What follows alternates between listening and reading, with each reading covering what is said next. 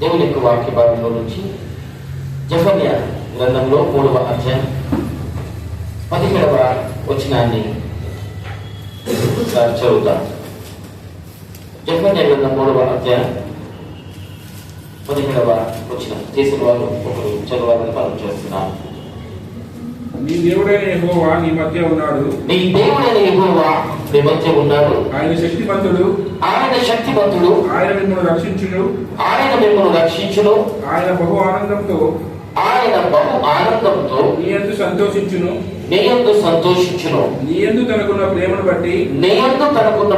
బట్టి శాంతము వహించి నీ యందు సంతోషము చేత ఆయన హర్షించును. ఈ ప్రభుత్వ సంబంధు జెఫన్యా గ్రంథంలో రాయబడిన ఈ మాటలు బందీలుగా బంధకాలలో ఉన్న ఇశ్రాయేలు ప్రజల గురించి దేవుడు మాట్లాడుతున్న మాటలు ఇక్కడ రాయబడ్డాయి. ఈ యొక్క ప్రాముఖ్యమైన సమయంలో ఈ వచనం యొక్క తాత్పర్యాన్ని మనం ధ్యానం చేద్దాం. 3వ అధ్యాయం 17వ వచనంలో ఈ విధంగా ఉంది, నీ దేవుడైన యెహోవా నీ మధ్య ఉన్నాడు అనే విషయం. దేవుడు ఇశ్రాయేలు ప్రజలతో పాటు ఆయన ఉన్నాడు అనేది ఇది చరిత్ర నుండి ఆయన రుజువు చేస్తూ వస్తూ ఉన్నాడు. దేవుడు ఉన్నాడు అనేది నమ్మటం వేరు, దేవుడు ఉన్నాడు అని తెలుసుకోవడం వేరు. దేవుడే స్వయంగా వారితో పాటు వారి మధ్య ఉన్నాడు అనేది ఇది కొంత ప్రత్యేకమైన మాట. ప్రపంచవ్యాప్తంగా దేవుడు ఉన్నాడా అంటే ఉన్నాడు అని ప్రజలు అంటారు, దేవుడు ఉన్నాడు అని అందరూ అంటారు. కానీ దేవుడు ఉన్నాడు అన్ని చోట్ల, కానీ ఎవరితో ఉన్నాడు అనేది ముఖ్యం. ఎవరితో ఆయన ఉంటున్నాడు అనేది ముఖ్యం. సృష్టి అంతా ఆయనదే, ఆకాశం ఆయన సింహాసనం, భూమి ఆయన పాదపీఠం, ఈ సర్వ సృష్టి అంతటా ఆయన వ్యాపించి ఉన్నాడు. ఆయన ఆత్మ సంబంధమైన దేవుడు, ఆత్మగా ప్రపంచమంతా విస్తరించి ఆత్మగా ఉన్నవాడిగా ఉన్నాడు. కానీ ఎవరితో ఆయన ఉన్నాడు? ప్రపంచమంతా వ్యాపించి ఉండడం వేరు, ఒక వ్యక్తితో ఉండడం వేరు, ఒక మనిషితో ఉండడం వేరు, ఒక కుటుంబంతో ఉండడం వేరు, ఒక ప్రజలతో ఉండడం వేరు. దేవుడే తన మాట తన నోటి నుండి చెప్తున్నాడు, నేను మీ మధ్య ఉన్నాను అని. ఈరోజు మన కుటుంబాల్లో ఆయన లేకపోతే, ఆయన మన కుటుంబంతో ఉండకపోతే, ఆయన మనతో పాటు రాకపోతే, మన ప్రయాణంలో ఆయన మనతో పాటు రాకపోతే, మనం వెళ్ళిన స్థలంలో ఆయన మనతో పాటు లేకపోతే, మన కుటుంబంలో ఆయన మన కుటుంబం మధ్యలో ఆయన ఉండకపోతే, ఈరోజు ఈ స్థితిలో మనం ఉండేవారు కాదు. ఏ కుటుంబంలో ఆయన లేడు, ఏ సంఘంలో ఆయన లేడు, అక్కడ చల్లాచెదరే ఐక్యత చిన్న భిన్నమే. కానీ దేవుడున్న చోట, ఏ కుటుంబంలో, ఏ వ్యక్తిలో, ఎక్కడ దేవుడు ఉన్నాడో అక్కడ ఐక్యత కనబడుతుంది, అక్కడ సహవాసం కనబడుతుంది, అక్కడ దేవుని యొక్క ప్రేమ కనబడుతుంది. ఇశ్రాయేలు ప్రజలతో అంటున్నాడు, నేను మీకు మీ మధ్యలోనే ఉన్నాను, మీతో పాటే ఉన్నాను, నీతో పాటే ఉన్నాను అంటున్నాడు. ఈ 2025వ సంవత్సరం ప్రారంభం నుండి ఆయన మనతో పాటు ఉన్నారా లేదా? ఆయన మన యొక్క మనుగడలో, మన నిజ జీవితంలో ప్రతి అడుగులో ఆయన ఉన్నాడా లేదా? మన జీవితాన్ని మనం ఒకసారి పరిశీలనగా తెలుసుకోవాలి. కీర్తనకారుడు ఇటు రీతిగా అంటున్నారు. 124వ కీర్తన ఇటు రీతిగా రాయబడింది. 124వ కీర్తన మొట్టమొదటి వచనం ఒకసారి చూడండి. మనుషులు మన మీదకి లేచినప్పుడు యెహోవా మనకు తోడై ఉండని ఎడల, వారి యొక్క ఆగ్రహం మన మీద రగులుకున్నప్పుడు యెహోవా కనుక మనకు తోడై ఉండని ఎడల, మనలను ప్రాణముతోనే వారు మనల్ని మృంగి వేసి ఉందురు. దేవుడే కనుక మనతో ఉండని ఎడల, దేవుడు మన పక్షమున కార్యం చేయని ఎడల, మన ప్రయాణంలో మనతో పాటు రాని ఎడల మన ప్రయాణానికి ముగింపు లేదు, మన జీవన గమనానికి ముగింపు లేదు. మనతో పాటు ఆయన రాకపోతే అక్కడితోటి మన జీవితం ఎప్పుడో ముగించబడి, ఎప్పుడో ఈ లోకంలో మన పేరు కూడా మర్చిపోయేవాడు. మనతో పాటు ఉన్నవాడు, మనలో ఉన్నవాడు, మనతో పాటు ఉన్న దేవుణ్ణి మనం జ్ఞాపకం చేసుకోవాలి. మనలో నివసిస్తున్న దేవుణ్ణి, మనతో పాటు ఉన్న దేవుణ్ణి మనం జ్ఞాపకం చేసుకోవాలి. ఇశ్రాయేలు ప్రజలతో మాట్లాడుతున్న మాటలు, నేను మీ మధ్య ఉన్నాను, నేను మీ మధ్య ఉండి నేనేం చేస్తున్నాను అంటున్నాడు. 17వ వచనంలో ఆయన ఏమంటున్నాడు? నీ దేవుడైన యెహోవా నీ మధ్యలో ఉన్నాడు, ఆయన శక్తిమంతుడు, ఆయన నిన్ను రక్షిస్తాడు. సో మనతో పాటు ఉన్నవాడు, మనలో ఉన్నవాడు ఆయన శక్తిమంతుడు, శక్తి సామర్థ్యములు కలిగిన వ్యక్తి. ఆ శక్తి సామర్థ్యాలు కలిగిన వ్యక్తి నీ మీద బల ప్రయోగం చేసి పిచ్చుక మీద బ్రహ్మాస్త్రం లాగా నిన్ను కష్టపెట్టేవాడు కాదు. తన శక్తి సామర్థ్యాలు ఉపయోగించి నిన్ను బాధపెట్టేవాడు కాదు, నిన్ను కష్టపెట్టేవాడు కాదు. తన బలం నీ మీద చూపించి నేను బలహీనపరిచే దేవుడు కాదు. నిన్ను రక్షించే దేవుడు. ఈరోజు మన జీవితంలో మనతో పాటు దేవుడు ఉండగా, మనతో పాటు ఆయన ఉండగా ఎందుకు మనం సమస్యలు ఎదుర్కొంటాం? ఎందుకు మనం శోధనలు ఎదుర్కొంటాం? ఎందుకు మన నిజ జీవితంలో ఎందుకు అవమానాలు ఎదుర్కొంటున్నాం? వ్యతిరేక పరిణామాలు ఎందుకున్నాయి? దేవుడు మనతో పాటు ఉంటే వ్యతిరేక పరిస్థితులు ఎందుకు మన జీవితంలో అనుమతించబడుతున్నాయి? ఇది మన జీవితంలో నేర్చుకోవాల్సిన సత్యం. ఇశ్రాయేలు ప్రజలతో పాటే ఉన్నాయి. ఇశ్రాయేలు బందీలు అవ్వలేదా? ఇశ్రాయేలు ప్రజలతో పాటే ఉంటాను అని అబ్రహాముతో దేవుడు వాగ్దానం చేశారు. ఇశ్రాయేలు ప్రజలు 430 సంవత్సరాలు బందీలుగా ఐగుప్తు దేశంలో లేరా? ఇశ్రాయేలు ప్రజలతో పాటే ఉన్నాను, నేను రక్షిస్తాను అన్నాడు. మరి ఇశ్రాయేలీలు వారు 1948వ సంవత్సరం వచ్చేంత వరకు కూడా పరాయి దేశస్తులకు బానిసలుగా లేరా? ఇప్పుడు బానిసగా వారు ఉన్నందుకు దేవుడు వారితో లేదా? వారి కష్టాల్లో ఉన్నందుకు దేవుడు వారి పక్షంగా కార్యం చేయట్లేదా? దేవుడు మన పక్షంలో ఉన్నప్పుడు శ్రమలు రావు అని బైబిల్ చెప్పట్లేదు, కష్టాలు రావు అని చెప్పట్లేదు. 23వ కీర్తన రాయబడింది, మొట్టమొదటి మాట ఏంటి? యెహోవా నా కాపరి, నాకు లేమి కలుగదు. అవసరతలు ఉంటాయి, మన జీవితంలో అవసరతలు వస్తాయి, కానీ లేమి కలగదు. ఇది లేదు అనకుండా, ఇది జరగలేదు అనకుండా ప్రతి అక్కర్లో ఆ కాపరిగా ఉన్న దేవుడు మనం పోషిస్తున్నాడు. ఇశ్రాయేలు ప్రజలతోనే ఉన్నవాడు, ఇశ్రాయేలు ప్రజలతోనే ఉంటున్నాడు, ఉండి ఆ బానిసత్వంలో వారిని రక్షిస్తున్నాడు. సర్వోహించండి, ఐగుప్తులో ఇశ్రాయేలు ప్రజలు ఉన్నప్పుడు పుట్టిన ప్రతి మగబిడ్డ నిర్దాక్షిణ్యంగా ఆ నైలు నదిలో పడేస్తున్నారు. పుట్టిన ప్రతి బిడ్డను కొన్ని వేల మందిని పుట్టిన వాళ్ళను పుట్టినట్టుగా రక్తపు మరకలు ఆడకముందే ఐగుప్తీయులు పట్టుకెళ్ళి నదిలోకి విసిరేస్తున్నారు. చిన్నపిల్లలందరూ మగ శిశువు పుట్టగానే నదిలో పారవేయబడి అర్ధాంతరంగా చనిపోతున్నారు. ఆ నైలు నదిలో శవాలు కొట్టుకొని వెళ్తున్నాయి. అవి పెద్దవాళ్ళే, వృద్ధాప్యంలో ఉన్న వాళ్ళే కాదు, పసికాదు, ఇంకా రక్తపు మరకలు ఆడని చిన్నపిల్లలు. ప్రసవించగానే ఆ మంత్రగతులు ఆ తల్లి నుండి బలవంతంగా ఆమెను వేయించుకుని వెళ్ళి ఆ పిల్లవాడిని నైలు నదిలో పడేస్తున్నారు. అలాంటి సంఘటన ఇశ్రాయేలు ప్రజల యొక్క మనుగడ ఇక భవిష్యత్తు లేని పరిస్థితి.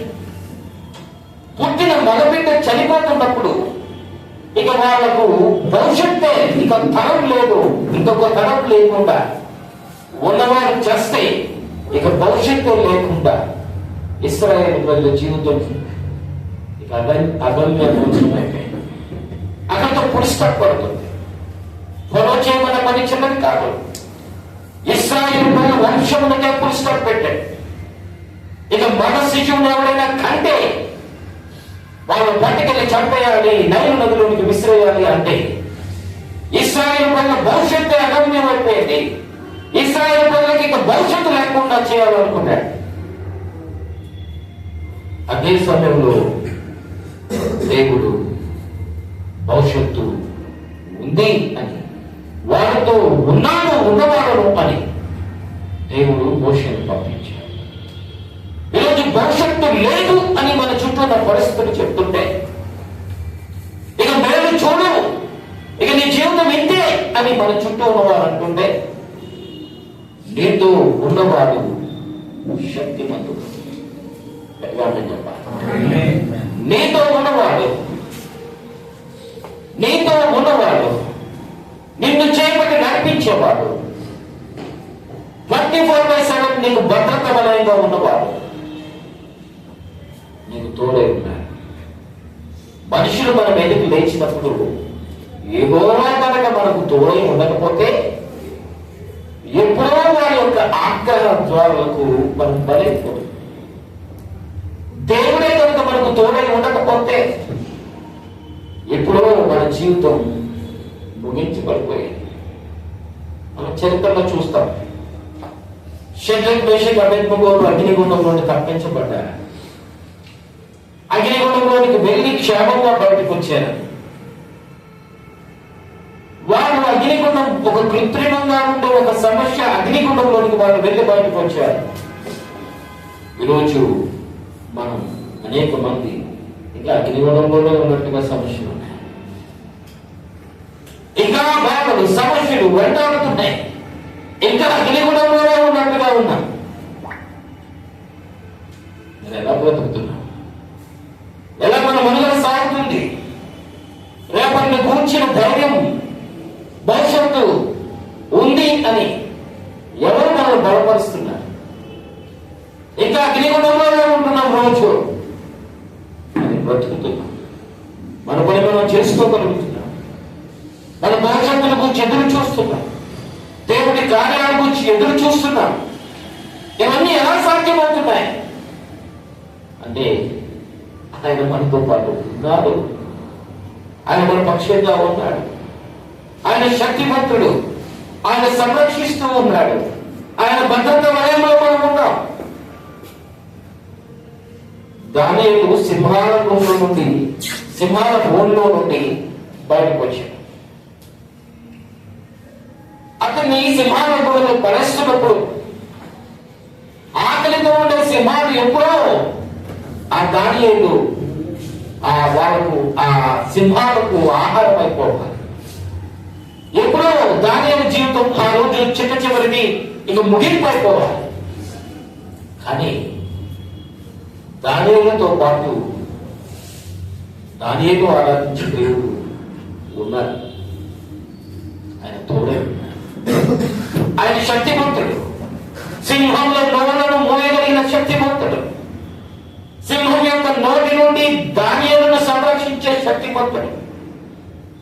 ఈరోజు అలాంటి సింహాల కోణంలో ఉన్నట్టు శత్రువుల మధ్యలో ఉన్న మనం, ఎటు చూసినా కీడు కల్పించే వారి మధ్య ఉంటున్న మనం దినదినం తప్పించబడట్లేదా? దానియేలు ఒక్కసారి ప్రకృతి సంబంధమైన జంతువుల మధ్యలో నుండి క్షేమంగా బయటకు వచ్చాడు. ఈరోజు మన చుట్టూ ఉన్న శత్రువులు జంతువులు కాదు, మన చుట్టూ ఉన్న వ్యక్తులు శత్రువులు, మనకు వ్యతిరేకంగా కుయుక్తిని పన్నాగాలు పన్నే వ్యక్తుల మధ్య నుండి, మనతో పాటు ఉండి మనకు వెన్నుపోటు పొడిసే వ్యక్తుల మధ్య ఉన్న మనం ఎవరు కీడు కల్పిస్తారో, ఎవరు మన జీవితాన్ని నాశనం చేస్తారో, ఎవరిని నమ్మాలో, ఎవరిని నమ్మకూడదో తెలియని పరిస్థితుల మధ్య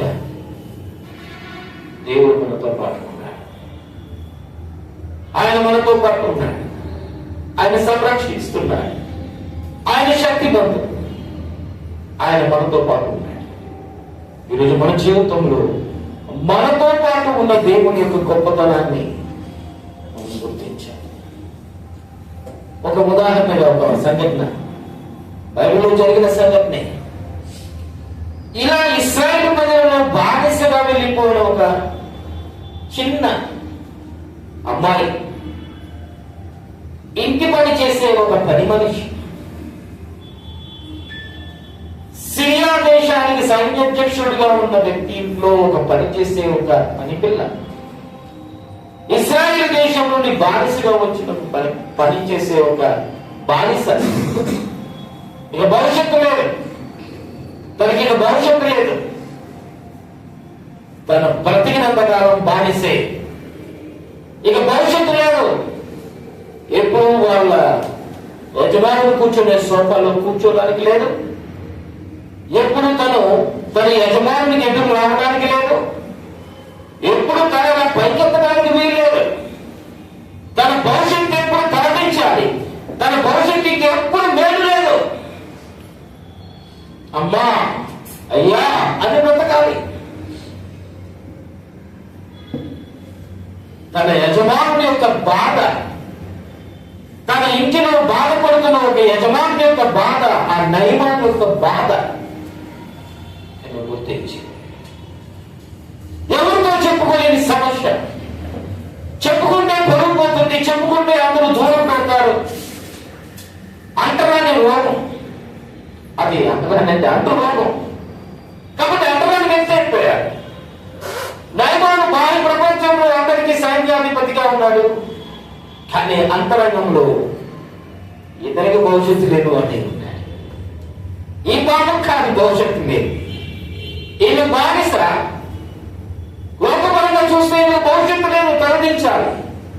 కానీ వాస్తవంగా భవిష్యత్తు లేని ఒక వ్యక్తిని చూసి ఆ కుష్ఠరోగంతో అతను చస్తాడని గుర్తించి, నన్ను బందీ చేసినందుకు, నన్ను బానిస చేసినందుకు, నన్ను పని మనిషిని చేసినందుకు వీడు ఇలా చావాలని కోరుకోలేదు.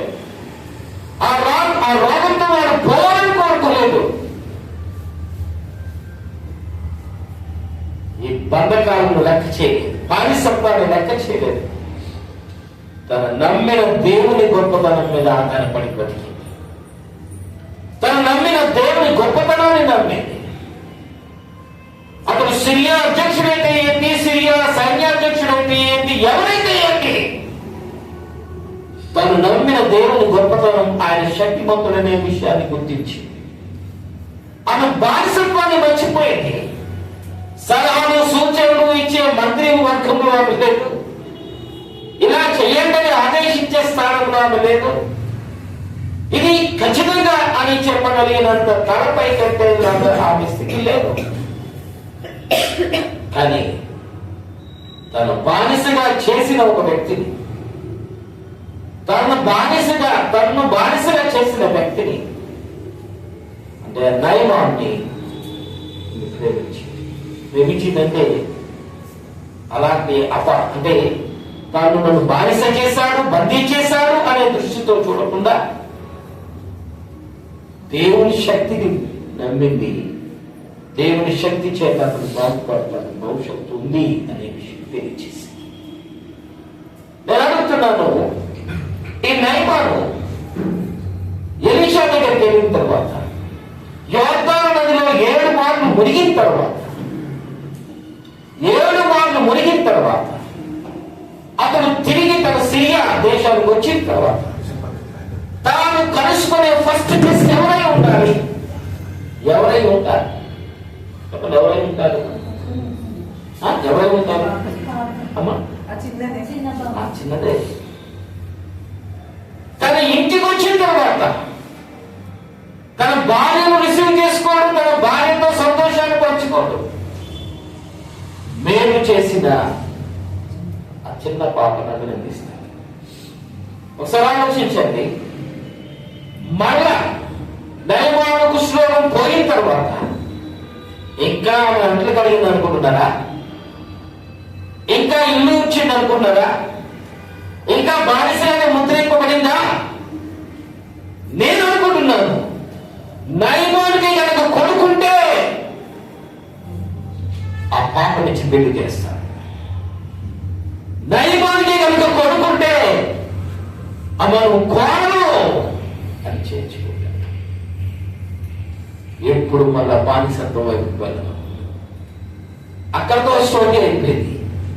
కానీ భవిష్యత్తు బంధించబడిన వ్యక్తి దగ్గర ఇతని యొక్క భవిష్యత్తు ఉంది. ఈరోజు బంధించబడ్డ నువ్వు అనేక మంది భవిష్యత్తును ఇచ్చే వ్యక్తి అనిపోయాను. నీ బతుకలు అలాగే ఉన్నాయి. నీ భవిష్యత్తు నీకు అంధకారం. ప్రతిసారి ప్రవర్తించే పరిస్థితే. ఏం చూసి సంతోషించాలనిపిస్తుంది వెనక్కి తిరిగితే.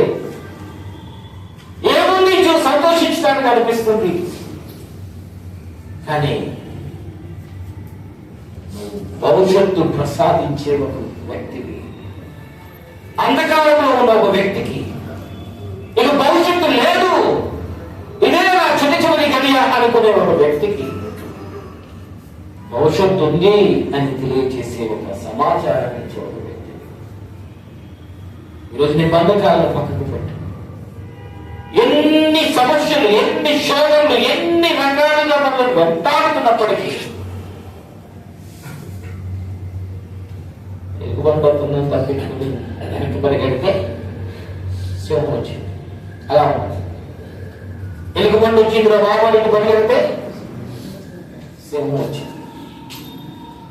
చాలా సందర్భాల్లో ఒక సమస్యను మనం తప్పించుకొని ఇంకొక సమస్యలు ఎదుర్కొంటున్నాం. ఈ సమస్యను తప్పించుకొని ఇంకొక పెద్ద సమస్యలు ఎదుర్కొంటున్నాం. మన జీవితం ఇదే ముగింపు అనుకోవద్దు. నీ జీవిత కాలం అంతట్లో నీతో ఉన్నవాడు నిన్ను రక్షించగలిగిన సమర్థుడు. నీతో ఉన్నవాడు నిన్ను పోషించగలిగిన సమర్థుడు. నీ బతకాలు, నీ సమస్యలను చూచి ఎప్పుడు అడ్జస్ట్మెంట్ లేదు.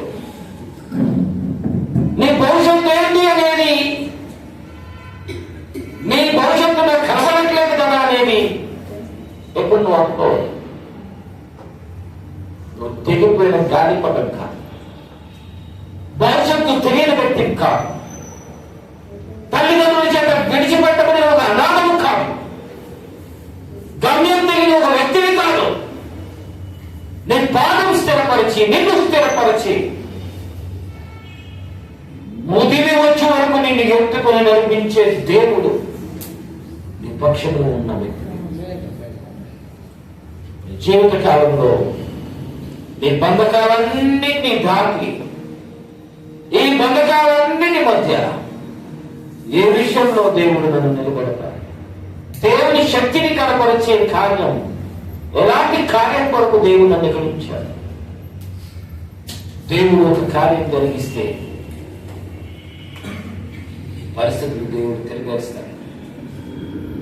అప్పటి వరకు నువ్వు ఎన్ని కుస్తీ పట్లు పడ్డా, ఎన్ని యోగా ట్రీట్మెంట్ చేసినా, తలకెందుకి కాలు పైకెత్తినా, ఎప్పుడు జరిగిన అద్భుతాలు దేవుడు ఒకే ఒక కార్యంతో దేవుడి జీవితంలో గొప్ప కార్యాలు జరిగిస్తాడు. వైజెన్సీ అన్నారు. నువ్వు నిరీక్షించి చూడు, ఎదురు చూడు. దేవుడు సిగ్గుపరిచే దేవుడు కాదు. నమ్మినవారా? దేవుడు సిగ్గుపరిచే దేవుడు కాదు. నీ బంధకాల మధ్య నీతో ఉన్నవాడి యొక్క శక్తి సామర్థ్యాన్ని గుర్తించు. ఆయన గొప్పతనాన్ని గుర్తించు. ఆయన నీతో పాటు ఉంటే ఆయన ఎటురీతిగా నీ జీవితంలో గొప్ప కార్యాలు జరిగిస్తాడు, ఎలా నేను నడిపిస్తాడు, నీ భవిష్యత్తుని ఎలా కనపరుస్తాడు. నీతో పాటు ఉన్న దేవుడు ఆయన శక్తి కలిగిన వాడు. అంత మాత్రమే కాదు. 3వ అధ్యాయం 17వ వచనం కంటిన్యూషన్ చదవండి. మొదటి నుండి ఒకసారి చూడండి.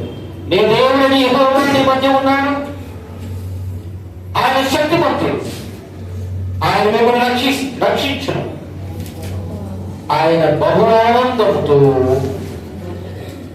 నీ యందు సంతోషిస్తాడు.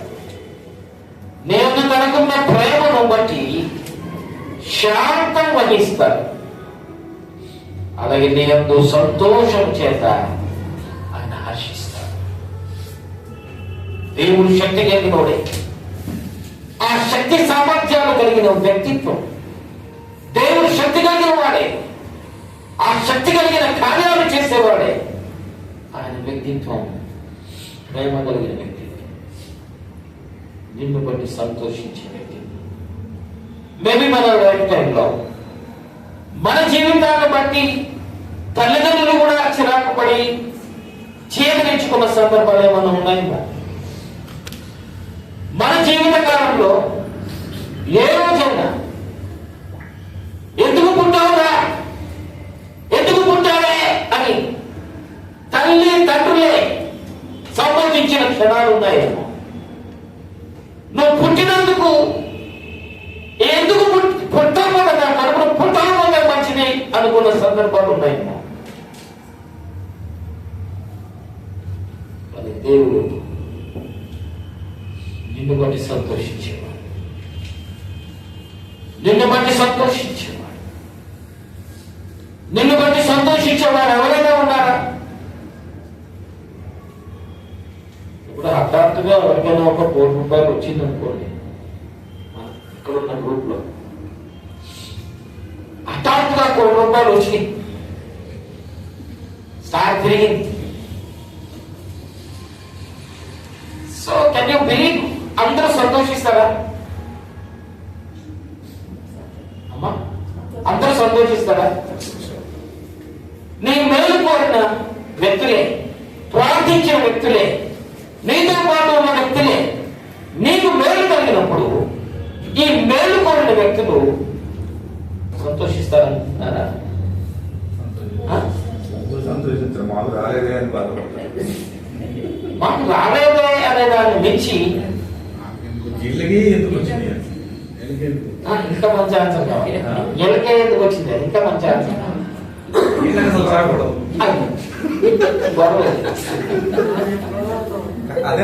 అంతే. నువ్వు ఆస్వాదించబడాలని ప్రార్థన చేసిన వాళ్ళు, కన్నీరు కాల్చిన వారు, ఉపవాసం ఉన్న వాళ్ళు, నీ క్షేమాన్ని చూడాలని పైకి ప్రగల్భాలు పలికిన వాళ్ళు, నువ్వు మేలు అనుభవిస్తే సంతోషించే వ్యక్తులు ఎవరు? అదే నీకు కీడు కలిగితే సంతోషించే వ్యక్తులు. భలే జరిగింది వాడికి, భలే జరిగింది వాడికి. ఎలా జరగడం కరెక్ట్, దేవుడు కరెక్ట్ గా చేశాడు, కరెక్ట్ గా దేవుడు ముళ్ళెట్టాడంట. సంతోషం వ్యక్తపరుస్తాడు. ఇది లోకపరంగా సామాన్యంగా నేను మాట్లాడట్లేదు. దేవుడు తప్ప నిస్వార్థంగా నువ్వు మేలు అనుభవిస్తే సంతోషించే వ్యక్తి దేవుడు తప్ప ఇంకెవరు లేదు. నీ బాధ, నీ హృదయాంతరంలో బాధ కలిగితే, నీ బాధను బట్టి బాధపడే వ్యక్తి కూడా ప్రపంచంలో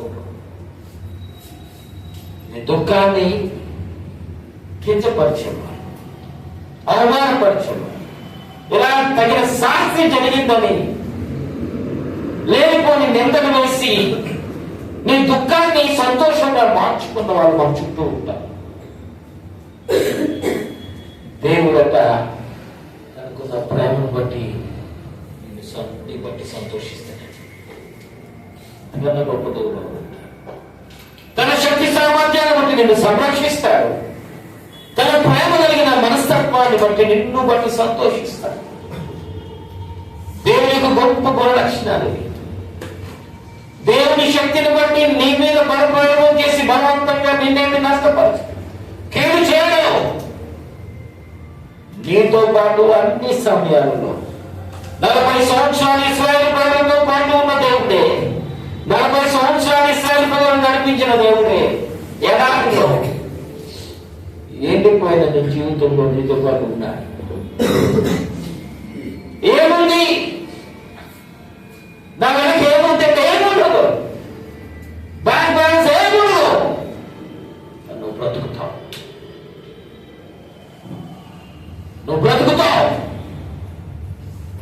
మేలు అనుభవించాలి. కాబట్టి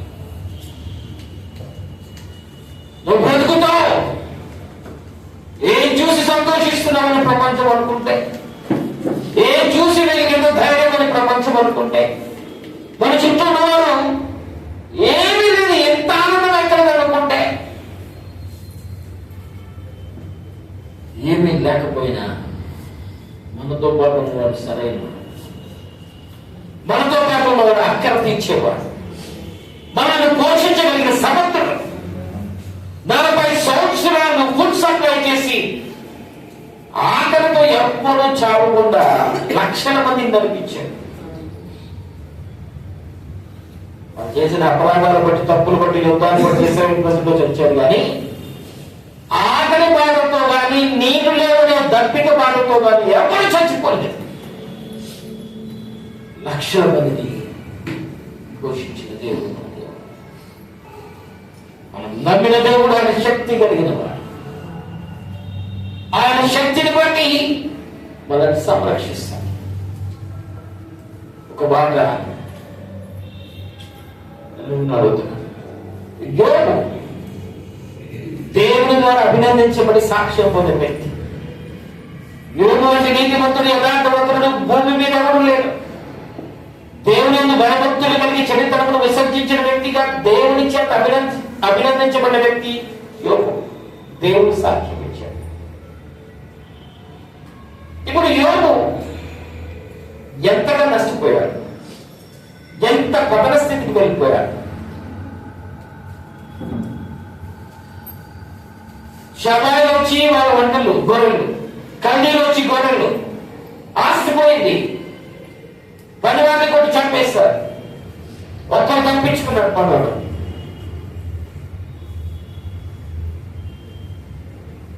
ఇప్పుడు పిల్లలు సుడిగా నుంచి కొడితే 7 కుమారులు 3 కుమార్తెలు ఒక్కటే రోజు భవిష్యత్తు లేదు. కారణం ఇంకా లేదు యోగుకి. అందరూ చచ్చిపోయారు. ఆ బిల్డింగ్ కింద పడి చచ్చిపోయారు. ఇప్పుడు వాడు వచ్చి యోగు సంతోషించే విషయం ఏది చెప్పలేదు. యోగు దేవుడిని కనపరిచే విషయం ఏది చెప్పలేదు. ఈ శాపాల నుంచి నీ గొర్రెలు ఎత్తుకెళ్ళిపోయారయ్యా, కంటి నుంచి నీ ఒడ్లు ఎత్తుకెళ్ళిపోయారయ్యా అన్నారు. ఇంకొకటి నుంచి పోకపోయింది ఆశ అనుకుంటారు, కానీ నీ పిల్లలు చచ్చిపోయారయ్యా. వచ్చిన 3 వ్యక్తులు అశుభం పలికారు, మేమేమీ లేదు అని యోగు దేవుణ్ణి కనపరిచాడు. యోగు సమస్తం దేవుడు ఇచ్చాడు, మళ్ళా సమస్తం దేవుడే తీసుకున్నాడు. దేవుడా మరి మహిమ కలుగుగా కాదు.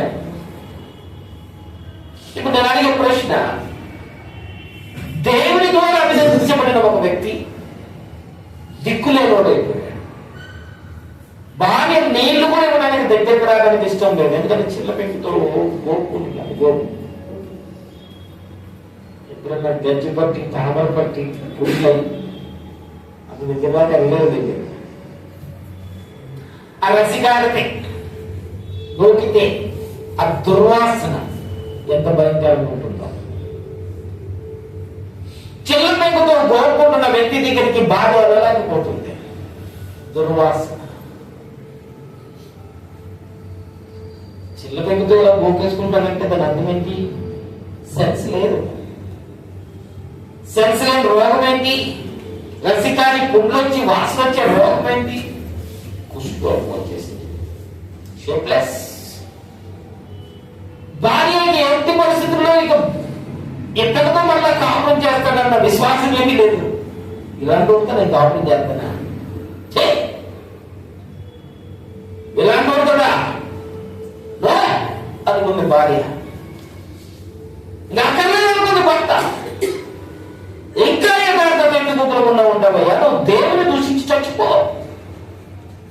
నేను అనుకుంటున్నాను, ఒక పొడవాటి కర్ర తీసుకుని గ్లాస్కి కట్టి నీళ్ళు వదిలేసి ఇలా ఇచ్చిందేమో. ఎందుకంటే యోగు పరిస్థితి చూసిన ఫ్రెండ్స్ లేచారు, యోగుని దగ్గరికి వెళ్ళి చూడటానికి సహాయం చేయక 2 రోజులు లేచారమ్మా, 7 రోజులు 3 రోజులు అమ్మా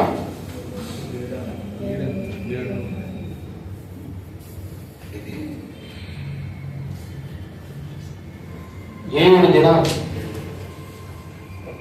2వ అధ్యాయం 13 వచ్చి చదవండి. అతని బాధ అత్యధికంగా ఉండేదని గ్రహించి అతని బాధ అత్యధికంగా ఉండేదని గ్రహించి ఎవరినో అతనితో ఒక్క మాట ఒక్క మాట ఎలా ఉండవు అని అంటానికి కూడా ధైర్యం చేయలే. రేయి పగలు 7 దినములు అతడితో కూడా నేలను నేలను కూర్చుని ఒక్క మాట 7 రోజులు మాట్లాడలేకపోయాడు.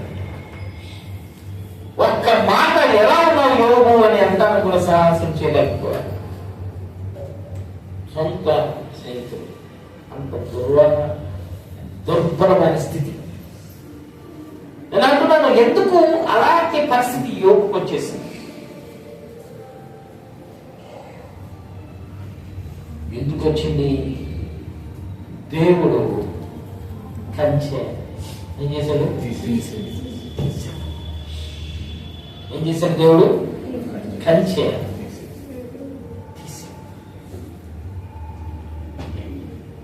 దేవుడు కంచె తీస్తే సరిహద్దుగా యోగుకు ఇచ్చిన భద్రతా వలయాన్ని తీసేస్తే యోగు ఎంత నష్టపోవాలో, ఎంత దిగజారిపోవాలో, ఎంత భయంకరంగా భార్య కూడా నువ్వు చచ్చిపో దేవుని దూషించని సొంత భార్య కూడా ఎంతవరకు తిట్టాలో, ఎంతవరకు అనాలో అనేసి యోగుకి భవిష్యత్తు లేదు. కంచె తీసింది ఎవరు? చెప్పండి, ఎవరు కంచె తీసింది? ఎవరు? దేవుడు. కంచె తీసిన వాడు కంచె వేసి కూడా తెలుసు. కంచె తీసిన వ్యక్తికి మరలా 7 కుమారులు 3 కుమార్తెలను పుట్టించడం కూడా తెలుసు. కంచె తీసిన వాడికి నష్టపోయిన ఆస్తి 2 మరలా తిరిగి వచ్చేటట్టు చేయగలిగిన రీతిగా కూడా తెలుసు. ఇక నాకు ఇతను వద్దు, డైవర్స్ అని చచ్చిపో అని చెప్పిన భార్యతో కాపురం ఎలా చేయించి కుటుంబం నిలబెట్టాలో కూడా దేవుడికి బాగా గట్టిగా చెప్పాలి కూడా దేవుడు. ఇంత తెలిసిన దేవుడు ఒకప్పుడు యోగుని చూసి జారిపడిన స్నేహితుల మధ్య ఎలా ఘనపరచాలో దేవుడికి బాగా తెలుసు. అన్ని దృష్టాంతాలను బైబిల్లో మీకోసం రాశారు. దేవుని నమ్మిన వ్యక్తులు ఎలాంటి పరిస్థితులు గుండా వెళ్ళారు, ఎలాంటి సమస్యలు ఎదుర్కొన్నారు. అలాంటి సమస్యల సమయంలో దేవుడు ఎలా వారికి తోడై ఉన్నాడు. దేవుడు వారికి తోడై ఉండి ఎలా మళ్ళా అభివృద్ధి పరిచారు. ఈరోజు నీ జీవితము భవిష్యత్తు లేని కాదు, అర్ధాంతరంగా ఆగిపోయేది కాదు. నీ భవిష్యత్తు ఇక లేదు అని అగమ్యం అయిపోయేది కాదు. దేవుడు నీతో ఉన్నప్పుడు, దేవుడు నీ పక్షంలో ఉన్నప్పుడు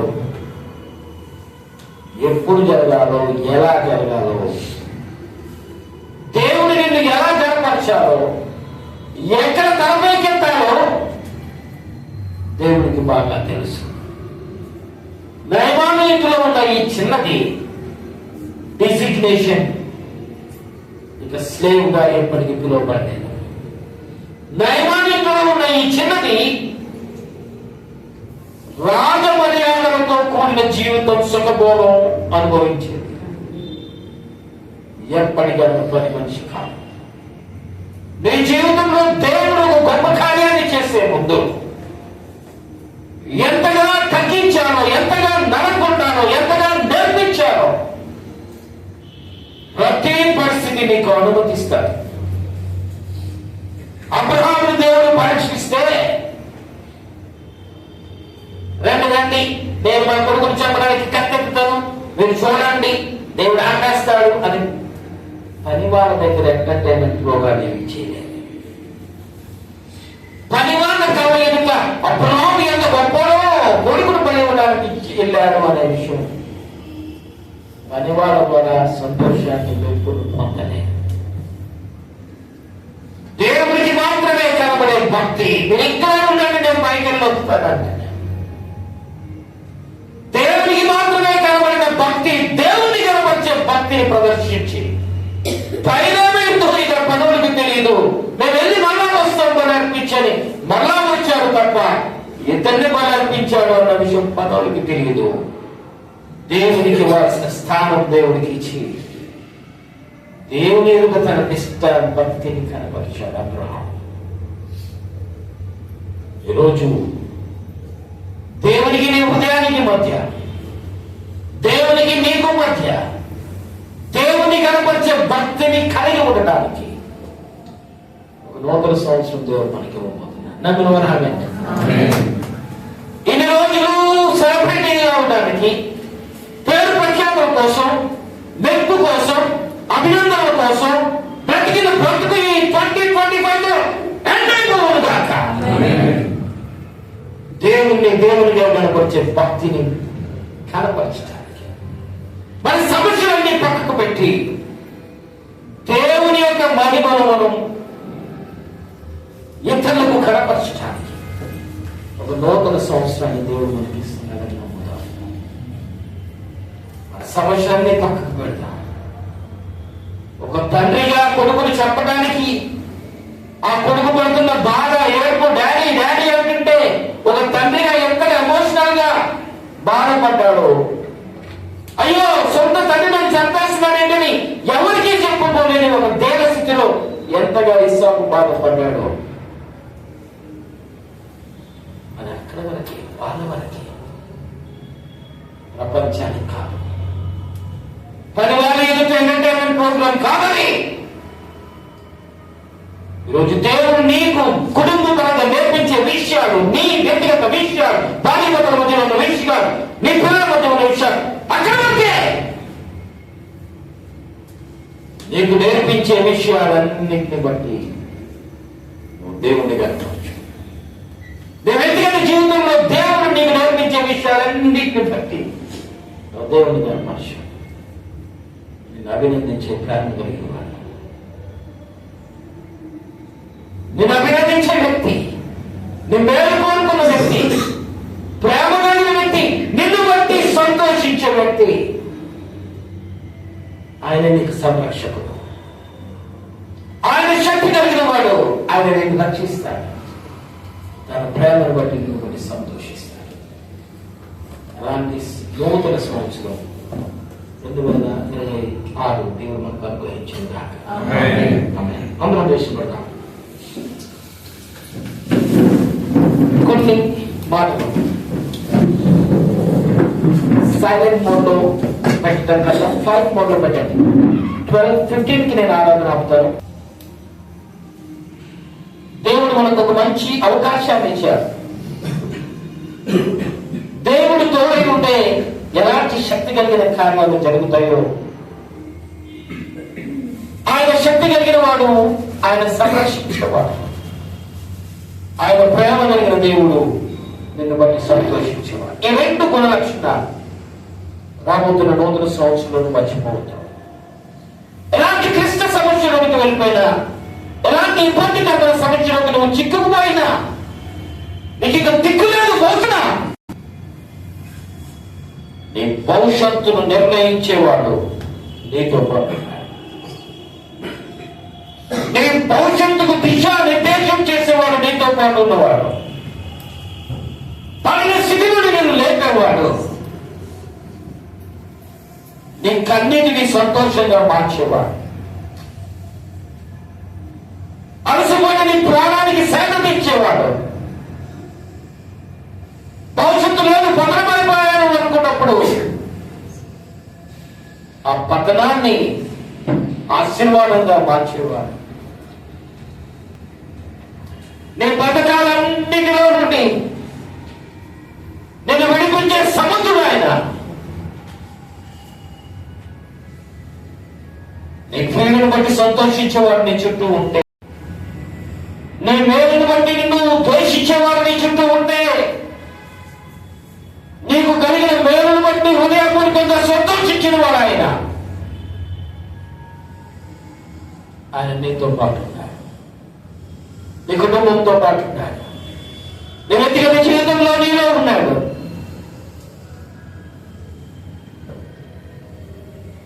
ఆయన నీతో పాటు ఉన్నవాడు